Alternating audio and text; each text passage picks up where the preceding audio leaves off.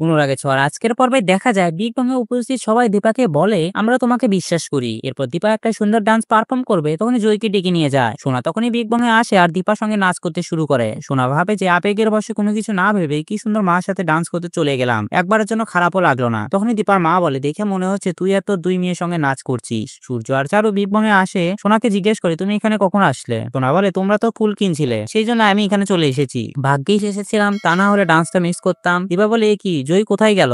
জয় দূরে থেকে বলে এই তো মা, জয় এখানে। সূর্য চমকে যায় আর ভাবে যে জয় তো নিজের নাম টেনে কথা বললো, ঠিক যেন আমার রূপা কথা বলতো। সূর্য দৌড়ে এসে বলে তুই আমার রূপা মা তাই না? সেদিন তোকে আমি ঠিকই চিনেছিলাম, তুই আমার উপর অভিমান করেছিস। তুই আমাকে একটা সুযোগ দে, আমি সবকিছু আবার ঠিক করে দেবো। দূর থেকে মিশকে সবটা দেখে ভাবে যে ফিরে এসে তুই রূপতে দেওয়া যাবে না। সঙ্গে সঙ্গে জয়কে ফোন করে বলে যে তুমি তো জানো যা যা বলেছি, আমার কিন্তু সেটা করতে 1 সেকেন্ডও সময় লাগবে না। বিগ বং অ্যাপেটাইটে আমিও কিন্তু আছি, তোমাদের সবার উপর নজর রাখছি। ছদ্মবেশে দাঁড়িয়ে থাকা জয় চিন্তা করে যদি ও সত্যি আমার ওবামা হয়ে থাকে তবে আমি কারো পরোয়া না করে ওকে জড়িয়ে ধরবো। টোনা এসে জিজ্ঞেস করে তুমি কি আমার পাতা মেয়ে? কিন্তু জয়ী বলে যে আমি জয়ী সরকার। তখনই দীপা বলে যে আমি ওকে মা বলে ডাকতে বলছিলাম। দীপার কেক কাটার সময় জয়ী এসে অলিকে নিয়ে যায়। এদিকে জয় উর্মিকে বলে আমাকে এখনো ভালোবাসো তো? যদি ভালোবাসো তাহলে আমি গিয়ে সবার সামনে সবটাই স্বীকার করবো। আসলে অভাবে কোনোদিন বড় হয়নি, কিভাবে সামলাতে হয় বুঝতে না পেরে সবটা ঘেটে ফেলছি, কিন্তু এবার আমি সবার সামনে গিয়ে আমার দোষটা স্বীকার করবো। সোনা একা দাঁড়িয়ে চোখে জল ফেলছে দেখে জয়ী এসে জিজ্ঞেস করে তুমি কষ্ট পেয়েছো? তখন সোনা জিজ্ঞেস করে তুমি ওনাকে মা বলে ডাকছো কেন? তখন জয়ী বলে কেন হিংসু, মানে হিংসুটি? সোনা বলে তুমি একদম ওর মতন, কিন্তু আমার মা তো ভালো না। মা যখন নিজের দরকার ফুরিয়ে যাবে তোমাকে ছুড়ে ফেলে দেবে, সেদিন তুমি বুঝতে পারবে। রূপা বলে চুপ,